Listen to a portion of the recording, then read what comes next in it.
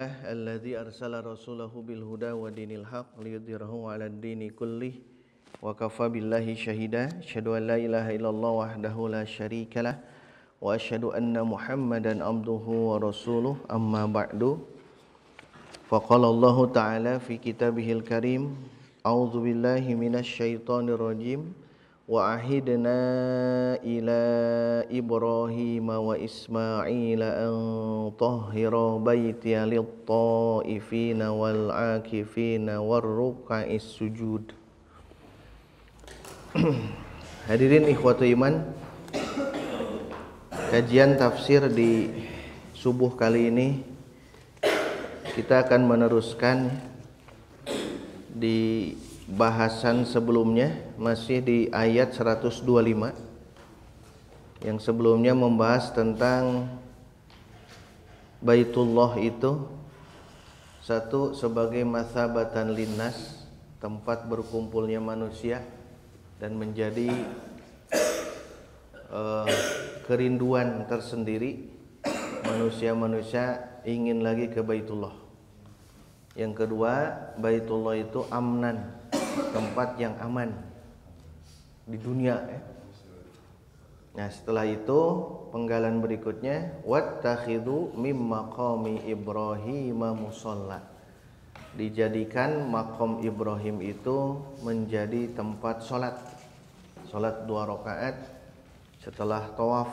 Di situ disunnahkan untuk melakukan itu. Nah, kemudian penggalan berikutnya adalah wa ahidna ila Ibrahim wa Ismail sampai akhir. Baik, kita baca dulu ya ayatnya, kemudian terjemahkan.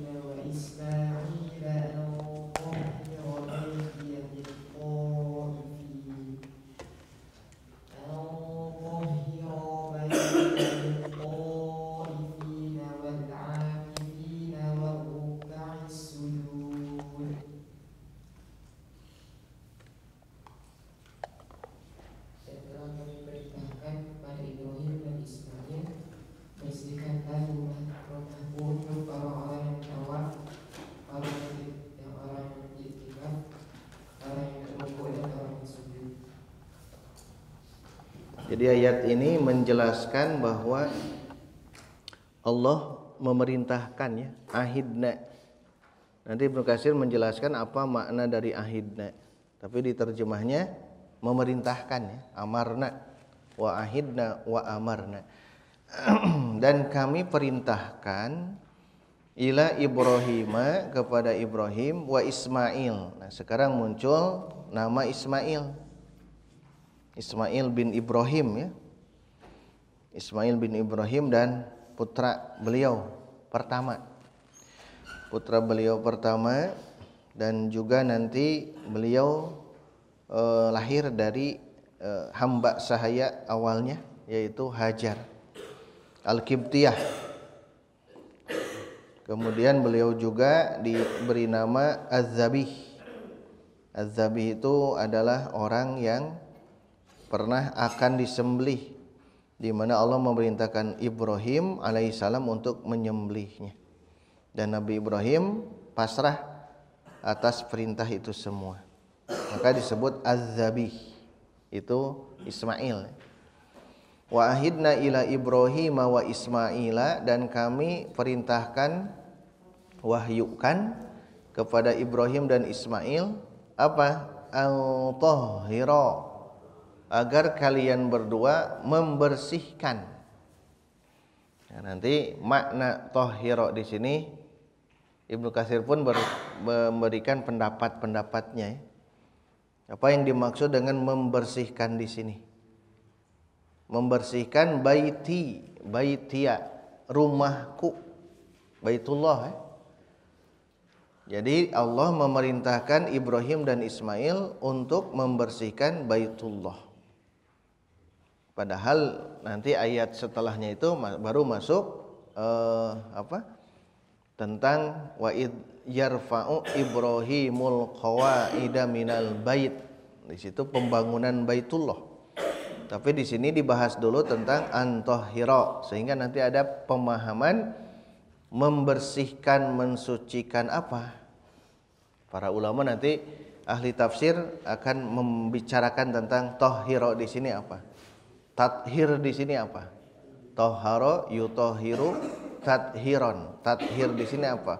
Pembersihan Baitullah di sini apa? Kenapa mesti taharah? Membersihkan karena lit taifin. Li di sini lam huruf jar. Lam ta'lil ya.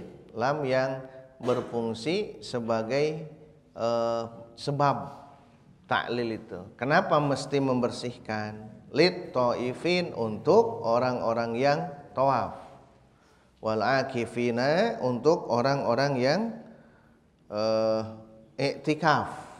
Warrukkai sujud, dan untuk orang-orang ruku dan sujud, maksudnya sholat. Jadi ada 3. Kenapa mesti membersihkan Baitullah? 1 untuk mereka yang tawaf, yang kedua untuk yang i'tikaf, ketiga yang sholat. Nah nanti ikhtilaf, ini yang afdolnya tawaf, i'tikaf atau sholat di Baitullah. Karena sholat disimpan di akhir. Nanti ada ulama yang terus menelusuri ya, yang terbaik itu apanya, tawafnya, i'tikaf atau sholat. Nanti kita akan tahu di penggalan Imam Ibnu Katsir ya. Beliau juga memberikan arahan. Tapi beliau menegaskan nanti di taujihnya itu di kitab tersendiri ya, kitab tentang hukum ini. Baik, hadirin wa iman, kita coba membaca dulu satu tentang apa itu ahidna. Ahidna.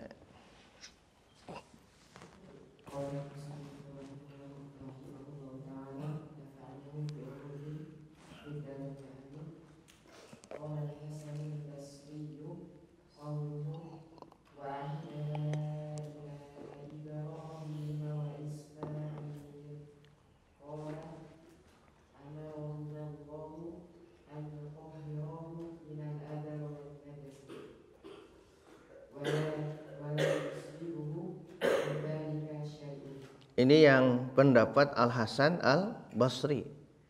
Ahidna itu amaro ya. Hasan Al-Basri menegaskan amaro humallahu. Ahidna itu amaro, memerintahkan. Tentunya memerintahkan yang kuat. Kalau ada ahida ya, amaro dengan ahida ada beda. Kalau amaro memerintah saja, kalau ahida memerintah al-amru al-muakkad, dikuatkan, perintahnya kuat gitu. Kalau ahidna, karena ahidna biasa janji ya, wa ahidna, dan kami mengadakan perjanjian. Di sini amaro. Dan Allah memerintahkan mereka berdua antahhirahu, agar mereka mensucikan hu itu kembali ke baiti ya, Baitullah, dari apa? Minal adza wan najas, dari kotoran, najis, wala yusibuhu min dzalika syai'un, sehingga nanti tidak akan terkena sedikit pun dari itu semua. Harus sampai bersih. Berarti ini toharoh. Yang begini namanya toharoh hissiyah ya, kalau dari segi fikih. Jadi kalau membersihkan benda-benda najis, kotoran, itu namanya toharoh hissiyah. Karena toharoh ada 2. Satu toharoh hissiyah yang ini.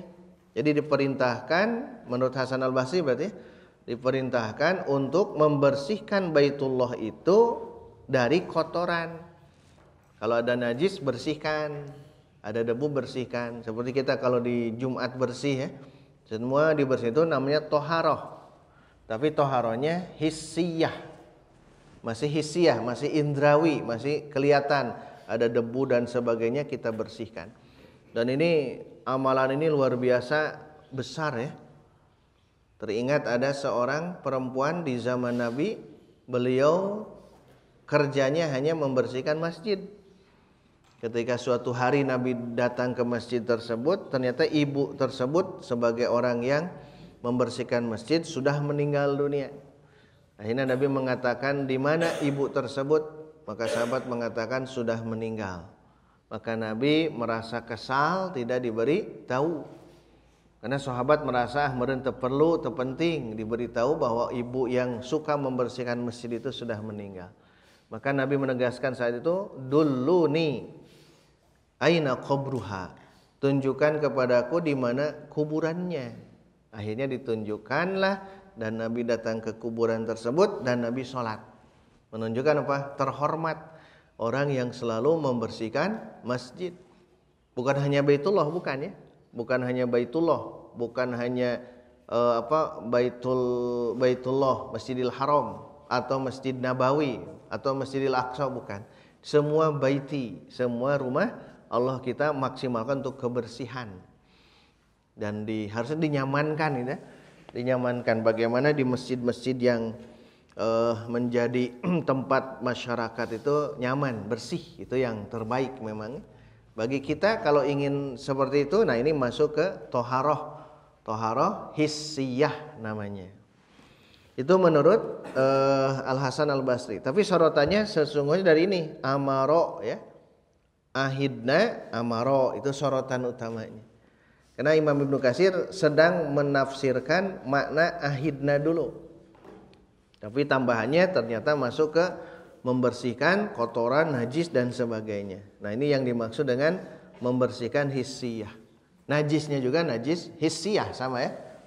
Kotoran manusia, kotoran binatang itu dibersihkan di masjid, itu najisnya hissiyah. Toharohnya pun hissiyah. Terus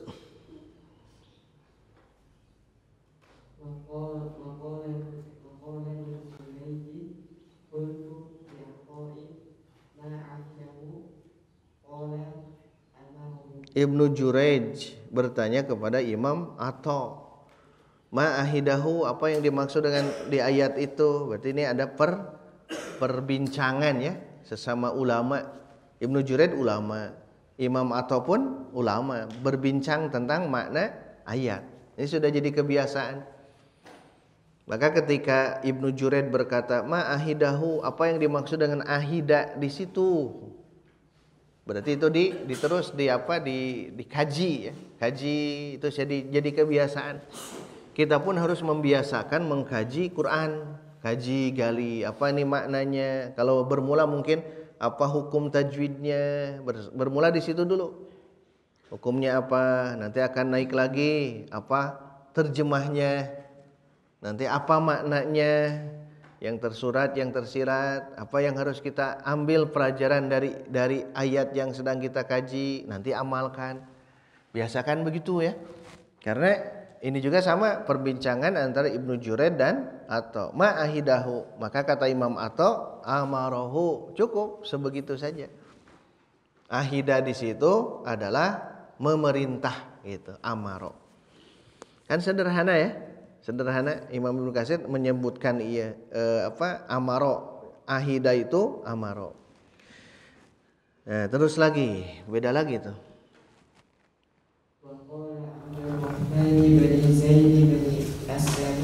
Aslam. Sorry. Wa ahidana ila Ibrahim ay amarna. Sama ya? Sama kan? Jadi akhirnya menurut Abdurrahman bin Zaid bin Aslam. Zaid bin Aslam sahabat Nabi, putranya adalah Abdurrahman yang nanti akan silsilah sanad itu kan. Di antaranya ke beliau Abdurrahman bin Zaid bin Aslam. Nah, beliau menegaskan wa ahidna ila Ibrahim itu amarnahu. Nah, amaro lagi ya. Berarti sudah 3 pendapat. Kadza qala, demikian yang dikatakan oleh Abdurrahman bin Zaid al-Aslam. Abdurrahman bin Zaid bin Aslam. Nah, sekarang ada kata ila kan? Wa ahidna ila. Ada ila. Ila fungsinya apa gitu ya? Nah, teruskan.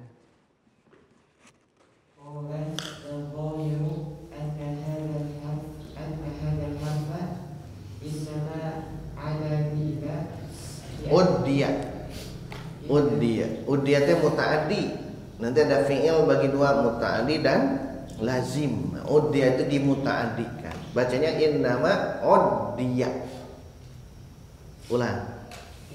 والظاهر أن هذا الحرف إنما عدي tasydid uddiya بإلى لأنه في معنى تقديم taqaddamna. وأوحينا.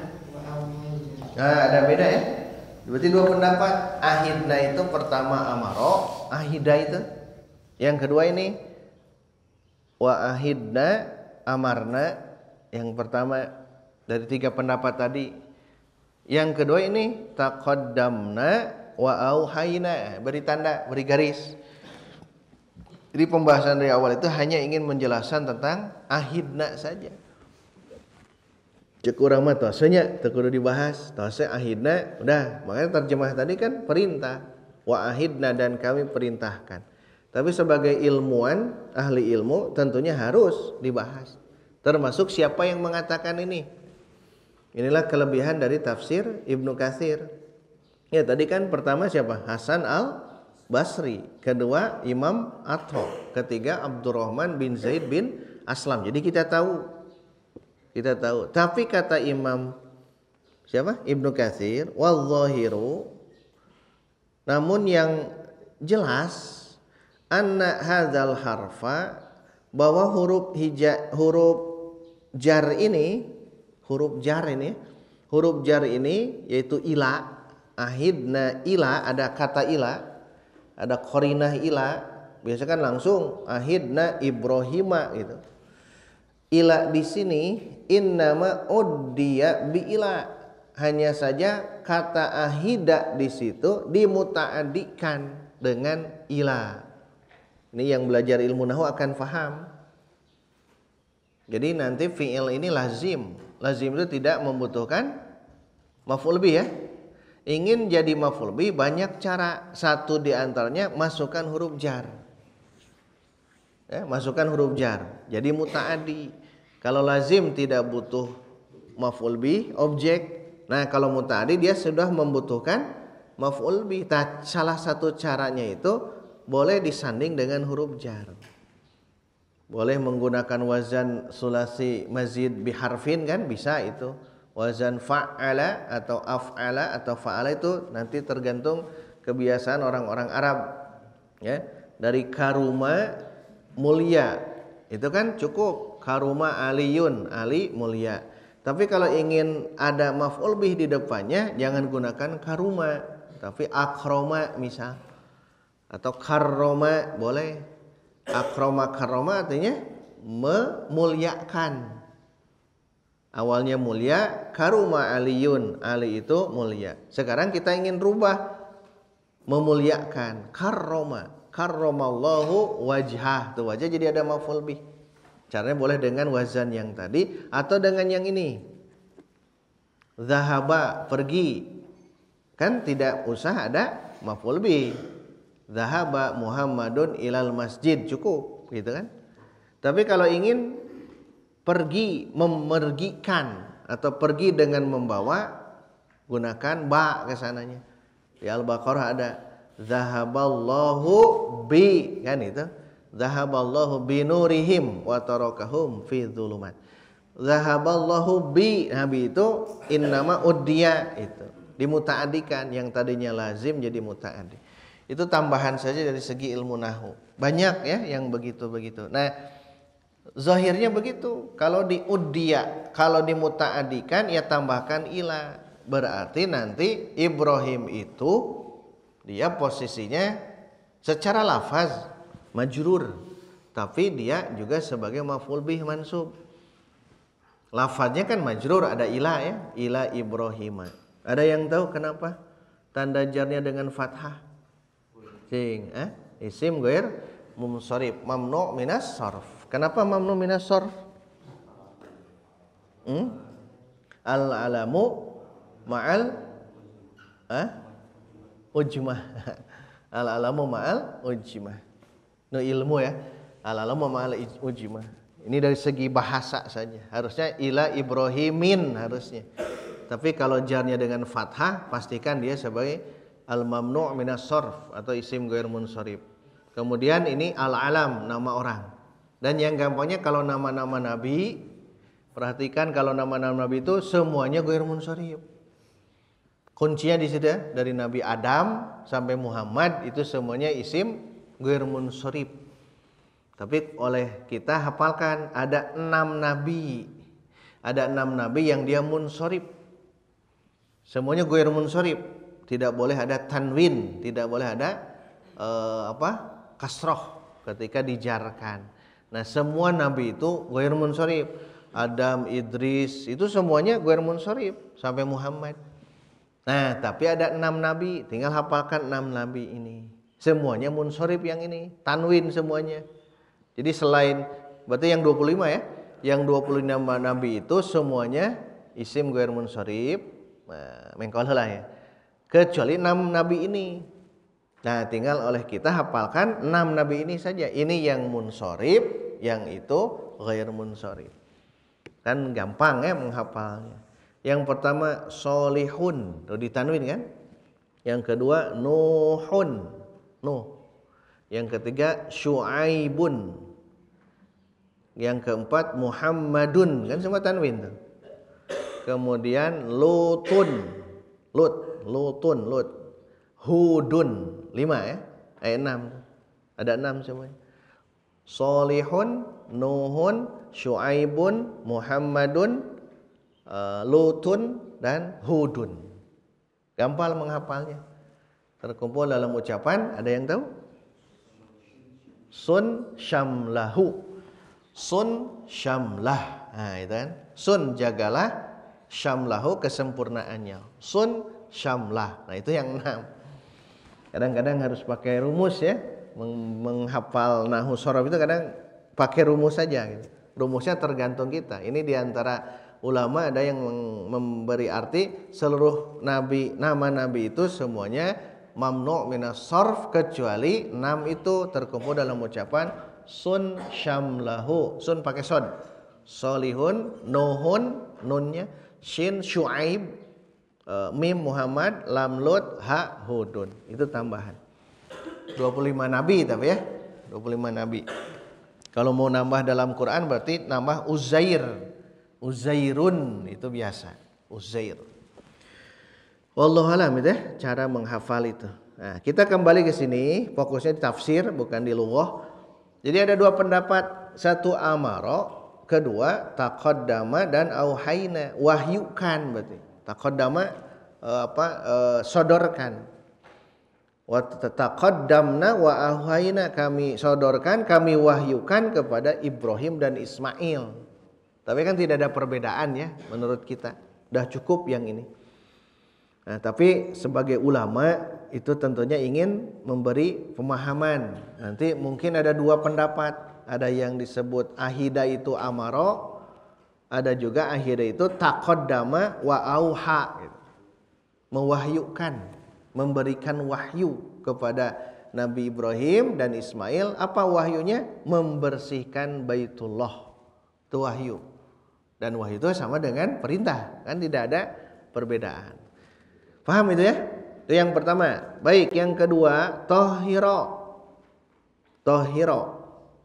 Nah, silahkan tohiro 1, 2, 3. Ada 3 tuh tohiro.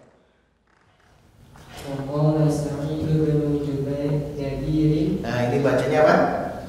Kalau Jabir, ja-nya panjang, Jabirin. Kalau ini pendek, berarti ditasgirkan. Jubair itu terkenal murid Ibnu Abbas beliau tabi'in.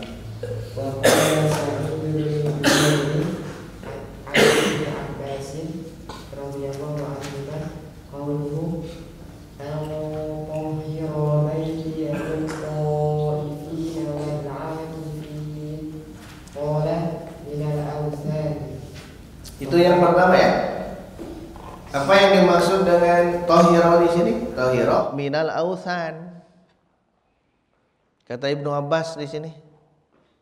Dari Sa'id bin Jubair dari Ibnu Abbas. Berarti Ibnu Abbasnya yang memahami antohiro minal ausan. Oh, ternyata bukan seperti tadi ya. Kalau yang tadi Hasan al-Basri minal aza wal najas, kotoran dan najis. Kalau minal ausan ini toharohnya bukan toharoh lagi hissiyah berarti ya. Ada yang kedua toharoh apa? selain hissiyah, ma'nawiyah. Tulis di situ, yang itu hissiyah, yang ini ma'nawiyah. Kenapa ma'nawiyah? Karena bahasanya membersihkan bukan kotoran, tapi ausan. Ausan itu jama dari wasanun. Wasanun itu berhala. Wasanun itu berhala. Sama dengan asnam, sonamun berhala. Berarti dua istilahnya. Satu wasanun, dua sonamun. Memang ada perbedaan.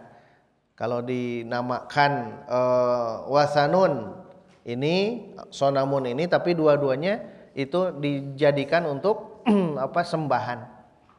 Patung terbuat dari kayu, patung terbuat dari batu, patung itu namanya masing-masing beda. Tapi itu tetap disebut oleh kita sembahan. Itu ausan namanya. Ausan berarti membersihkan rumah Allah dari patung-patung. Hanya kita berpikir, ada tidak gitu ya. Di zaman itu kayaknya ausan, patung-patung. Kalau di zaman Nabi Muhammad sallallahu alaihi wasallam ya jelas. Ketika Fathu Mekah, di dalam Ka'bah itu ada ratusan. Ada berapa ratus patung di dalam Ka'bah. Ketika Fathu Mekah, Nabi membebaskan kota Mekah, di saat itu di dalam Ka'bah itu sekitar ya 360-an ya. 360 patung di dalam Ka'bah, itu di dalam. Belum di luar, belum di rumah-rumah penduduk Makkah saat itu. Itu di zaman Nabi kita. Tapi kita berpikir kalau di sini ada bahasa minal authan, ada kemungkinan, wallahu alam, ada kemungkinan gitu. Kalau ada bahasa tadi membersihkan dari patung-patung berhala minal authan. Ini namanya toharoh ma'nawiyah, bukan hissiyah. Kalau najisnya hissi ma'nawi sama. Jadi ini maksudnya ke toharohnya beda lagi. Membersihkan umat gitu. Ketika masuk ke Masjidil Haram, hilangkan penyembahan terhadap berhala. Baik ada berhalanya atau keyakinannya pun. Nah, ini yang berat yang ini ya. Kalau kita ngembangkan ke masjid secara umum dunia, yang ini yang beratnya. Kalau hanya membangun saja, masjid ini bangun menjadi mewah, insya Allah bisa ya. Dengan dana 1 miliar, 2 miliar menjadi megah masjid ini. Tapi ini imarahnya, memakmurkannya baru hissiyah.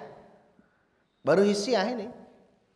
Yang berat itu bukan hissiyahnya saja, tapi maknawiyah. Bagaimana imaratul masjid, memakmurkan masjid secara maknawiyah. Nah, kalau yang manawi ini yang berat. Kenapa berat hadirin? Karena kalau membangun cukup, sudah beres, sudah tinggal dipelihara, biaya pemeliharaannya. Kalau yang memakmurkan masjid secara maknawiyah, ini harus berpikir bagaimana makmur agar masyarakat bisa hadir di masjid gitu. Agar umat merasa betah ke masjid, ada majlis taklim, ada kajian-kajian, itu berat. Makanya kenapa Nabi menjelaskan man bana masjidan, siapa yang membangun masjid walaupun hanya untuk sangkar burung, menunjukkan kecil untuk beberapa orang di masjid tersebut, banallahu lahu baitan fil jannah, Allah bangunkan istana di surga nanti. Itu bagi yang membangun hissiyah. Maknawiyah juga sama hadirin. Jadi maknawiyah itu secara maknawi, berarti bagaimana cara memakmurkan setelah dibangun. Nah ini beratnya. Makanya bukan hanya istana mungkinnya, yang lain-lainnya. Membangun fisik saja sudah disiapkan istana surga, apalagi membangun jiwa. Ini jiwa berarti. Memakmurkan jiwa. Jadi si masyarakatnya nyaman hidup atau nyaman ketika berkunjung ke masjid. Di kita belum ada uswah ya. Belum ada uswah di kita. Jadi kalau di subuh rame, di zuhur rame. Kalau di Jogja ada ya, Jogokarian, itu harus survei juga. Jadi masyarakatnya ke sana, bahkan orang-orang ingin ke sana juga. Di balik itu ada apa? Harus kita survei juga. Kalau di Bandung dulu di Darut Tauhid ya, ramai gitu. Ya, kita harus coba untuk bagaimana caranya. Jadi masyarakat itu memang butuh sholat gitu. Kebutuhan sholat itu. Dan itu harus coba itu imarahnya atau memakmurkan masjidnya secara maknawiyah. Harus berpikir itu bagaimana cara di zaman sekarang gitu. Kan terbayang ya di masjid sok oleh kita sekalian, bayangkan di masjid-masjid yang memakmurkannya generasi muda jarang kan ya? Subuh. Perhatikan Bu, subuh ya di masjid tertentu yang banyaknya ya 2 saf. Satu imamnya saf pertama, yang kedua makmum itu saf kedua. Dan makmumnya aki-aki deh itu. Masya Allah. Jadi PR besar imarah masjid itu, memakmurkan masjid yang maknawiyah. Itu yang berat itu yang ini. Dan kita survei sajalah. Coba di kita gerak survei.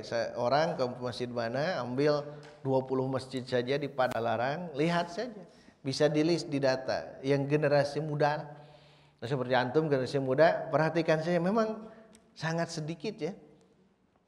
Mengerikan, mirisnya. Makanya jangan aneh kalau nanti ada kelompok-kelompok generasi remaja yang mereka berubah jenis kelamin. Kemarin itu di mana kemarin teh?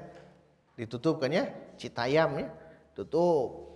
Itu kan sudah berjalan lama, dibiarkan. Karena kalau mereka alda'us sholat di surah Maryam ya, fa khalafa min ba'dihim khalfun alda'us sholat wattaba'ul syahwat. Ustaz Maryam itu ya. Jadi akan ada generasi yang buruk setelah yang baik itu. Cirinya 2, alda'us sholat. Mereka menyia-nyiakan sholat, wattaba'u syahwat. Jadi syahwat yang diikutinya, karena sudah menyia-nyiakan sholat. Maksudnya apa? Sholat sudah tidak lagi ke masjid. Itu maksudnya. Kalau sudah tidak lagi ke masjid atau sudah memang tidak sholat, ya pasti akan mengikuti syahwat, hawa nafsunya. Makanya terbayang oleh kita sholat itu adalah sebagai pengerem, tanha anil fahsya wal munkar. Pengerem dari syahwat yang tadi. Nah kalaulah nanti kita perhatikan generasi muda, generasi tua juga sama.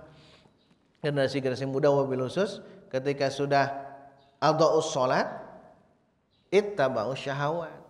Maka Imam Mujahid menafsirkan ayat itu apa? Tarakul masajida bahasanya. Mujahid itu apa? Muridnya Ibnu Abbas. Tarakul masajida, mereka meninggalkan masjid-masjid. Walazimud doya'at, dan mereka justru loyog atau loyog gitu. Mereka masuk ke doya'at, tempat-tempat yang bukan sepi, tempat-tempat yang sempit gitu. Walazimud doya'at, tarakul masajida, mereka meninggalkan masjid-masjid sehingga kosong. Walazimud doya'at, dan mereka masuknya ke tempat-tempat yang sempit. Maksudnya apa?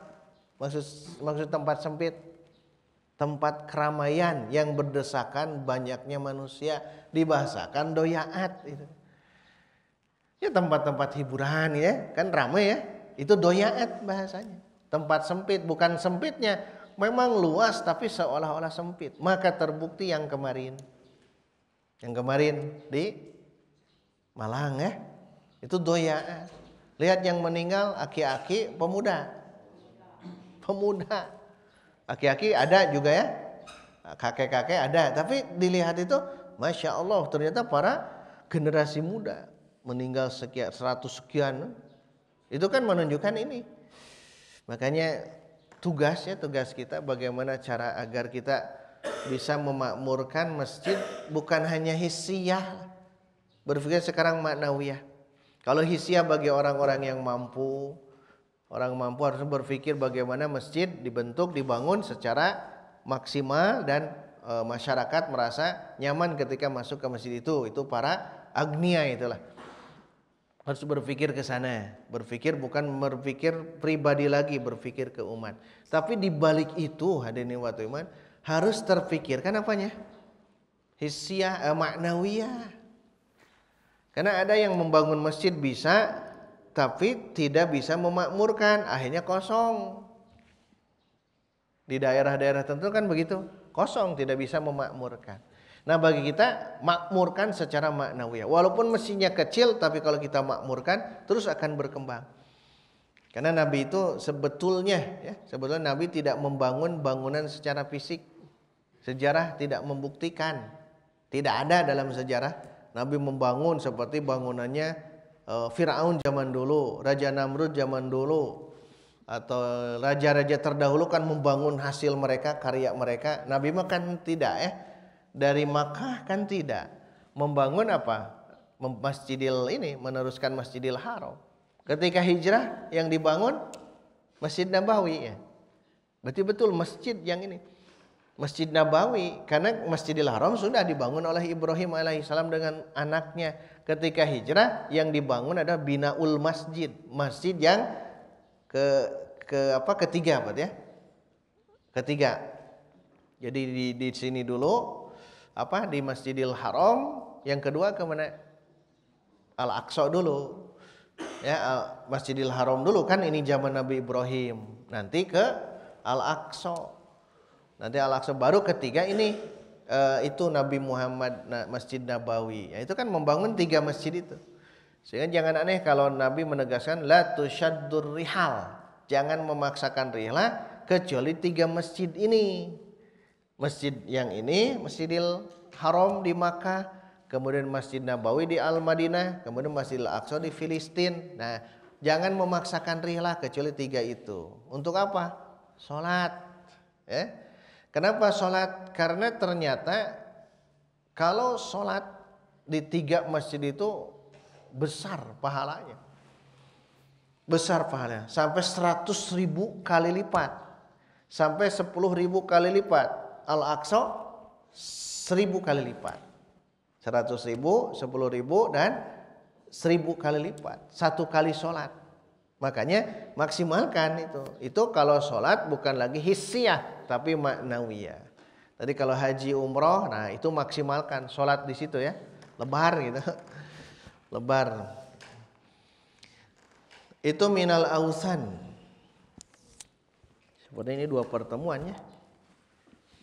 Jadi minal ausan dari berhala-berhala. Jadi antahhira baitiya minal ausan, dari wasan, dari sembahan-sembahan. Itu menurut Ibnu Abbas. Terus kedua.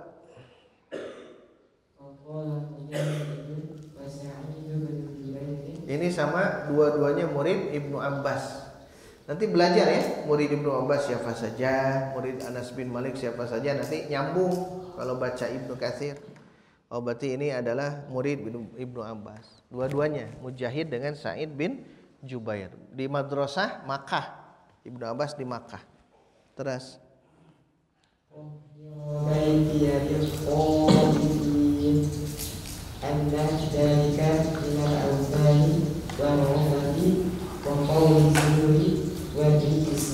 nah ini ada tambahan. Kalau yang tadi cukup ausan saja, jadi membersihkan dari berhala-berhala. Sekarang ada lagi rofas. Apa rofas? Minar rofasi wal fusuqo, kan ada? Rofas itu bahasanya bisa mengundang syahwat. Jorang itu di Sundanya rofas.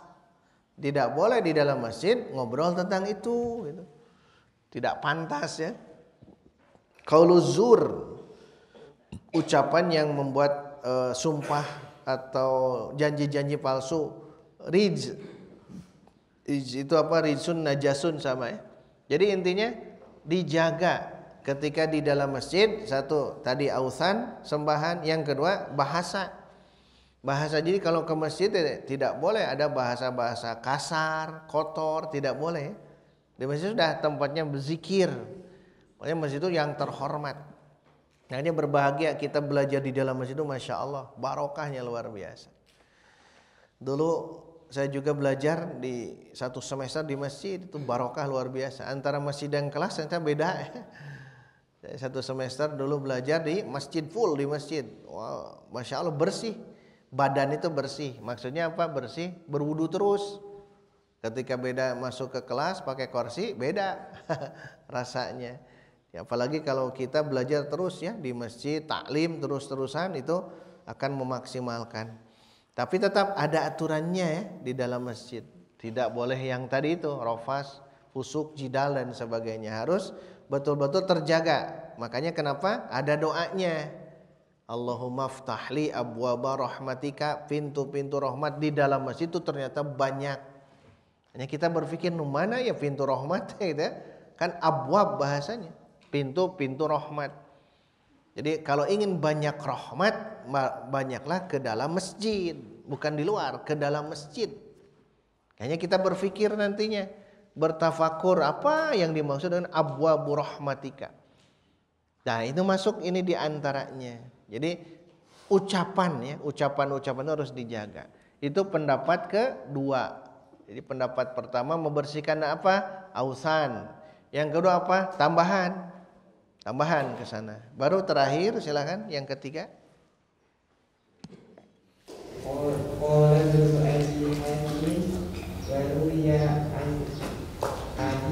Kalau ini ditasgirkan kan. Fu'ailun, Jubaidun, Ubaidun. Nah itu Ubaid.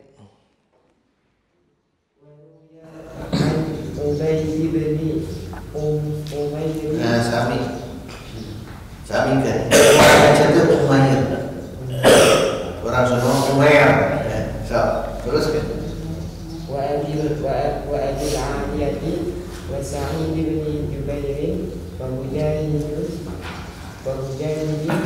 wa aqain wa qatadah au qahira baitiya ay Bila ilaha illallah minasyirk. Ini pendapat ketiga ya. Itu cara tafsir memang begitu Ibnu Katsir. Ketiga berarti ini.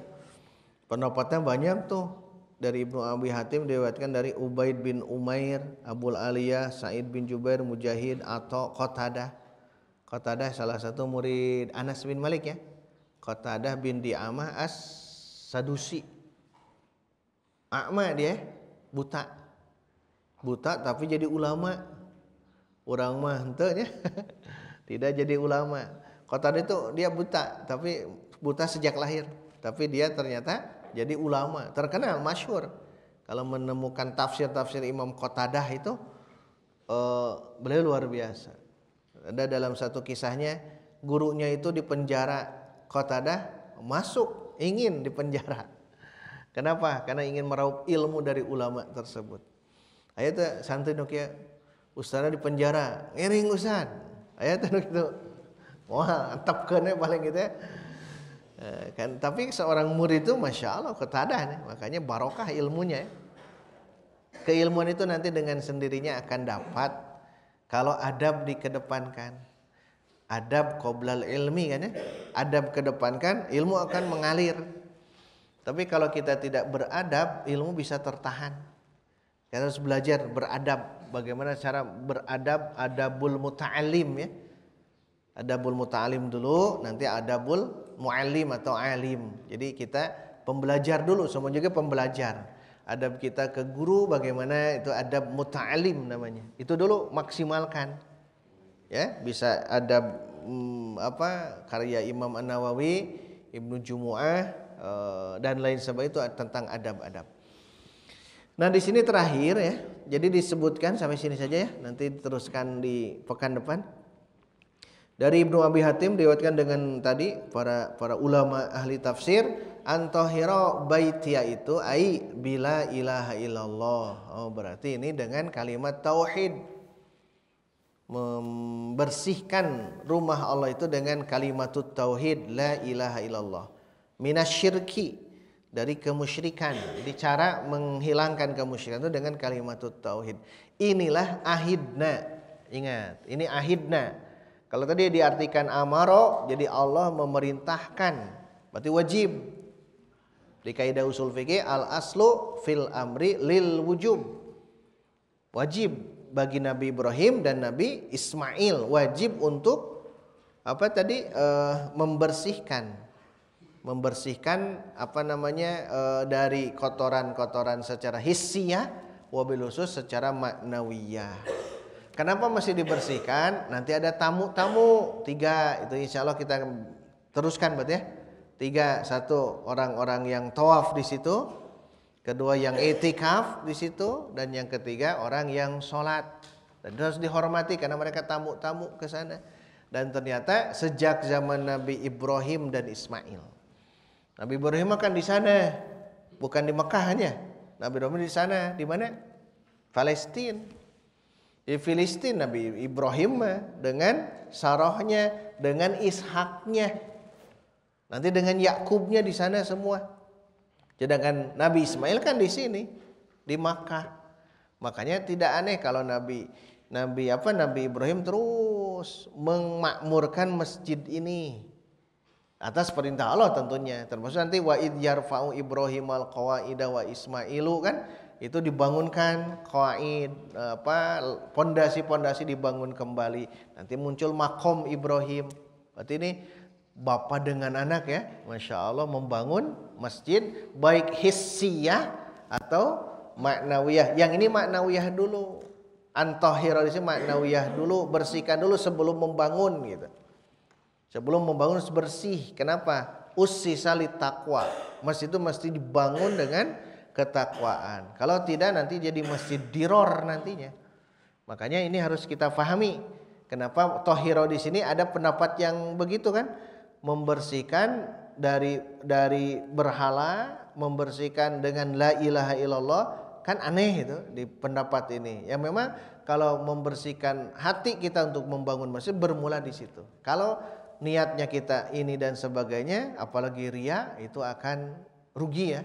Membangun masjid banyak dana keluar tapi tidak ikhlas, itu akan menjadikan kerugian bagi dia. Baik hadirin wa iman, itu saja dulu ya.